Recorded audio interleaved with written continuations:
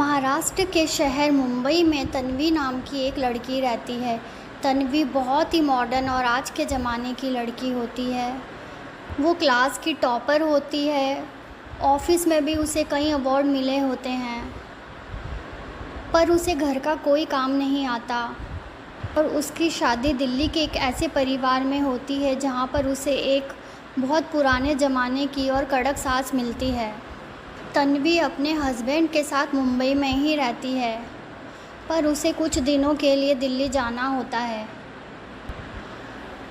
अब उसे इस बात की फ़िक्र थी कि वो अपनी सासू माँ के साथ कैसे रहेगी। उसे पता होता है कि उसकी सास बहुत कड़क स्वभाव की है और उसे घर का कोई काम भी नहीं आता। अगर ये बात उसकी सासू को पता चल गई तो उसकी खैर नहीं।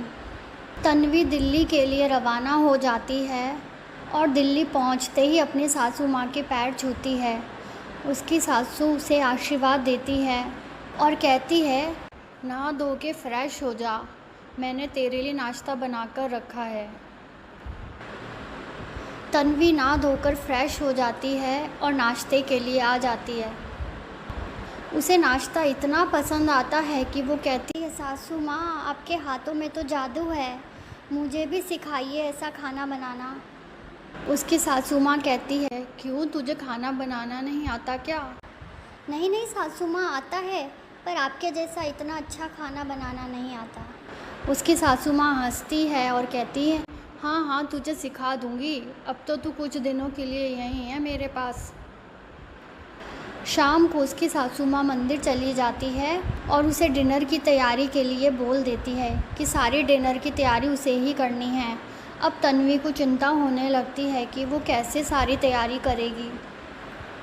वो यूट्यूब पर खाना बनाना सीखती है और वीडियो देख देख कर खाना जैसे तैसे बना लेती है। शाम को सब डिनर करने बैठ जाते हैं। तन्वी की सासू माँ भी खाना खाने बैठती है और खाना खाकर कहती है, तन्वी तूने खाना तो अच्छा बनाया है, पर ये और अच्छा हो सकता था।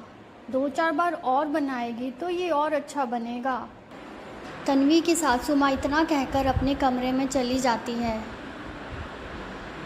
जब तन्वी खाना खाने बैठती है तो देखती है कि खाने में नमक बहुत ज़्यादा था और उसकी सासू माँ ने उसे कुछ भी नहीं कहा। अगले दिन तन्वी ने अपनी सहेली को किटी पार्टी के लिए बुलाया होता है। उसकी सारी सहेलियाँ किटी पार्टी के लिए आती हैं। तन्वी की सासू माँ कहती है, तन्वी जा अपनी सहेलियों के लिए जाकर कुछ अच्छा बना ले। तन्वी को फिर से टेंशन होने लगती है कि वो ऐसा क्या बनाए कि सबको पसंद आ जाए और उसकी सासू माँ भी उसकी तारीफ़ करे।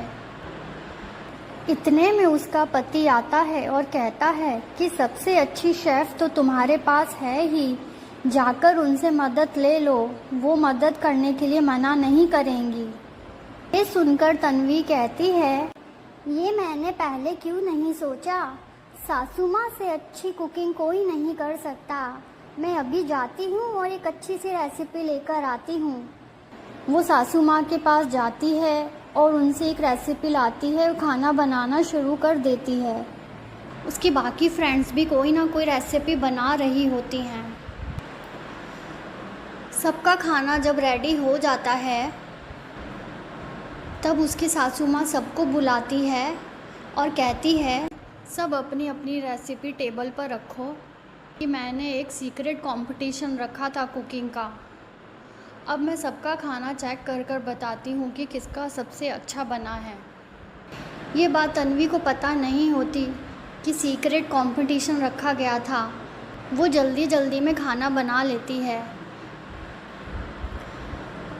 और चिंता करने लगती है कहीं उसकी सासू माँ को रेसिपी पसंद ना आई तो आज तो उसकी खैर नहीं। उसकी सासू माँ सबकी रेसिपी चेक करती है। अब बारी तन्वी के खाने की आती है।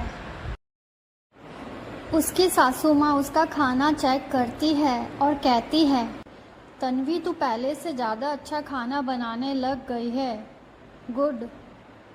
अब बारी आती है विजेता का नाम घोषित करने की। उसकी सासू माँ कहती है, मेरी बहू ने सबसे अच्छा खाना बनाया है, जैसा मैं बनाती हूँ डिट्टो इसने कॉपी किया है। तो आज की विजेता मेरी बहू तन्वी है। ये सुनकर तन्वी सासू माँ को गले लगा लेती है और कहती है, सासू माँ मुझे माफ़ कर दीजिए, मेरे में इतनी खामियां होते हुए भी आपने शिकायत नहीं कही।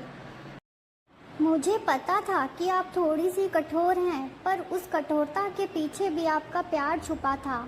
आप चाहते थे कि मैं घर के कामों में भी परफेक्ट हो जाऊं, और आज आपकी वजह से ही मैं ये कंपटीशन जीती हूँ, जबकि मुझे खाना बनाना भी नहीं आता, पर आपने मुझ में विश्वास रखा, इसीलिए मैं ये कर पाई। शुक्रिया सासू माँ। उसकी सासू माँ उसको उसका प्राइज़ देती है और प्राइज़ में आईफोन निकलता है। ये देखकर तन्वी बहुत खुश हो जाती है। इस कहानी से हमें ये सबक मिलता है कि कभी कभी हमारे बड़ों की कठोरता के पीछे प्यार छुपा होता है। इसी तरह की रोचक और मनोरंजक कहानियाँ देखने के लिए हमारे चैनल को सब्सक्राइब कीजिए और बेल आइकन का बटन भी दबा दीजिए ताकि आने वाली हर कहानी आप तक पहुंच सके।